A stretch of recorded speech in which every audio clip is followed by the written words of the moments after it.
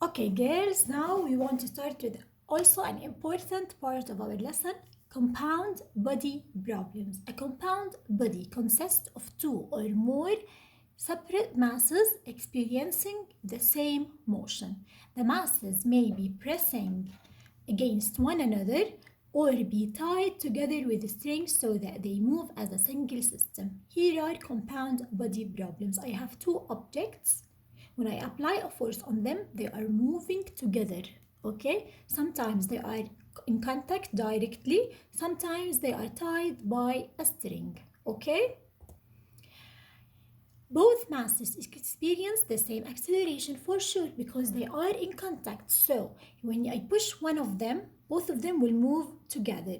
Here also, look, when you pull one of them, the other one will move with the same acceleration. The net force pushes or pulls on the total mass of the system, yes. When solving for acceleration, you can sum the masses into single system.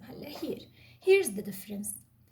When they ask you for the net force or they ask you for acceleration for any one of them, for example, if I ask you find the acceleration of m1, okay, what you have to do? You have to find the acceleration for both, not only for m1, because m1, the acceleration of it equals the acceleration of m2 equals the acceleration of the system, because all of them will move together. Okay, so here what we changed in the formula of Newton's second law, we just added the two masses. Instead of some force of net equals m1 plus times acceleration, we said m1 plus m2 times acceleration, because they are moving together, they have the same acceleration.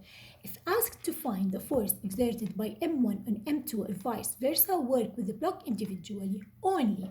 If they ask you to find the force between them, not the force of the system, in this case, yes, you will take m1 alone, you will take m2 alone, and find the force between them. The force between them, for example, here normal, the force between them here is what? Tension.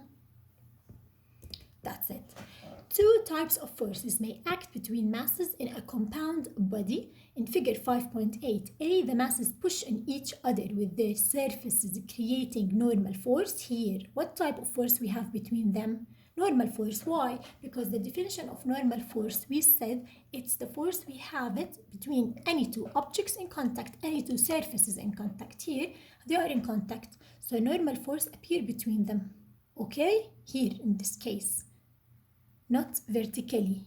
Okay, we have a normal force vertically from here toward up for sure, because they are on a surface, but between them, normal 1, normal 2.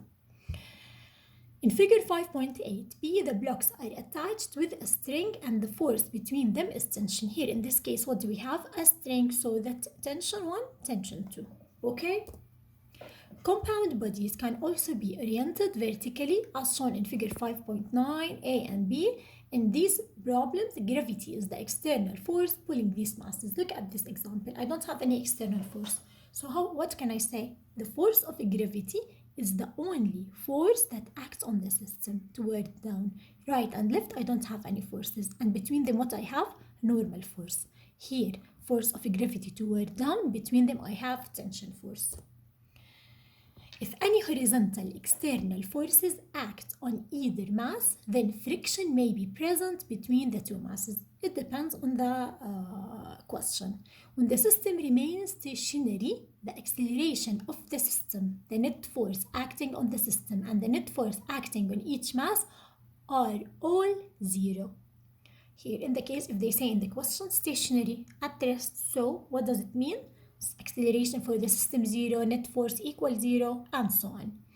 If the sum of forces and acceleration are 0, the forces acting in each mass must be balanced. Here, if the sum of forces is 0, so the forces between the objects are balanced. They equal and cancel each other.